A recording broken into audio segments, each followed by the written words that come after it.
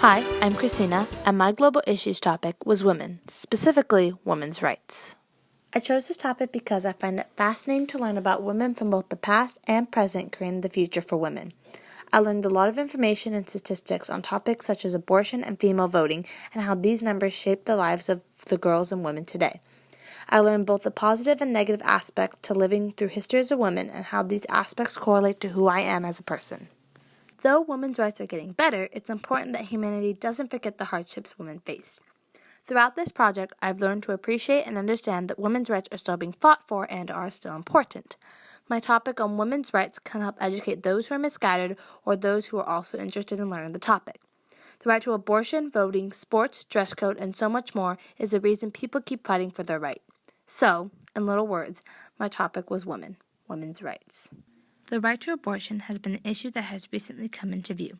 One interesting thing I learned was that 95% of women who chose to have an abortion admitted that they felt it was the right decision, and 76% of people who didn't have an abortion reported feeling unprepared, which led to child neglect. At the end of my blog, I said I wanted to continue to support any woman's decision about abortion. Theoretically, I completed that goal because I haven't changed my mind since.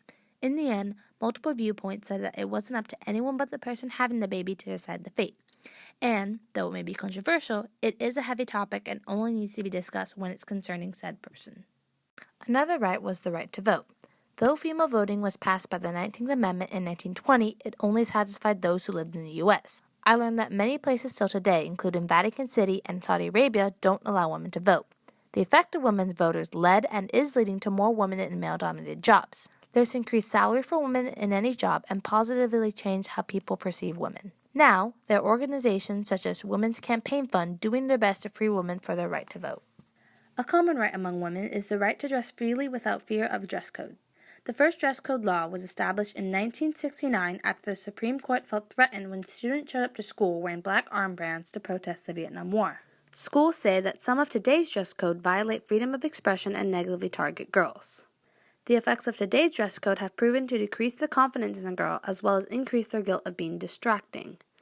Certain dress codes also make it hard for parents to shop for correct clothing. The third day in a row that Morgan has been told her pants are too tight and she's worn different pants every single day. Her parents are at their wits' end and say Morgan is a very slender girl and it's just hard to find pants that fit. She's extremely petite, so trying to find clothes that fit her, if it's going to fit her length, it's not going to fit her waist. Ultimately, dress codes can be damaging to both the parent and child. One final female right is the right to consent, specifically against sexual assault. Shockingly, an American citizen is raped every 92 seconds.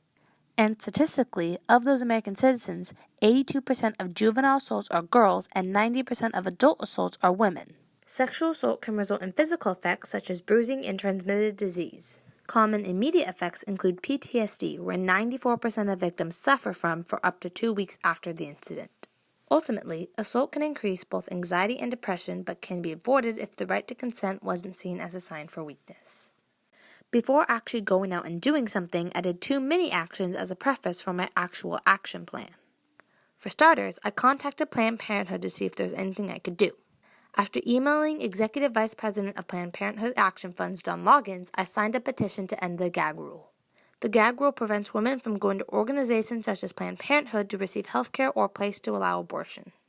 Along with signing the petition, I changed my profile picture on Facebook to a background that supports Planned Parenthood, and I've kept it since January.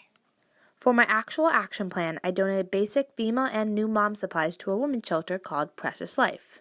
Precious Life is an organization that provides a home to women, specifically pregnant women, for those who can't afford it. I went to Target to buy some items that would satisfy any woman living in the shelter. The foundation I'm donating to helps cater to mostly pregnant women and new moms, but any woman, whether ill, poor, sick, whatever, can go if need be.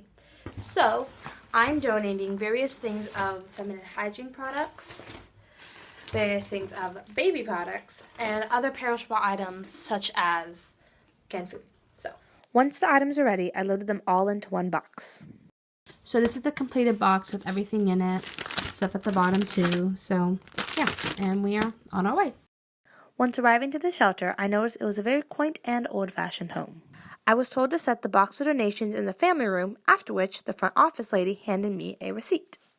Through this action, I learned that though donating items may seem like a small act on one side, it makes a bigger deal to the person receiving it. I enjoyed working with these people because they were very homey and kind, and for that, I can continue to donate to this organization annually and continue to sign up for petitions I think are important. Overall, Precious Life and Planned Parenthood are good organizations to help with, seeing as though their only intention is to help and nurture women in need. Though people claim that it is unnecessary to fight for women's rights, there are still some unsolved issues that women still deal with today. Ignoring issues just because it's not as severe doesn't mean they don't exist. Though opinions do matter, it's important to keep an open mind and learn to walk around in other people's shoes. By doing so, not only are you expanding your own knowledge, but also spreading the message that you care enough to understand.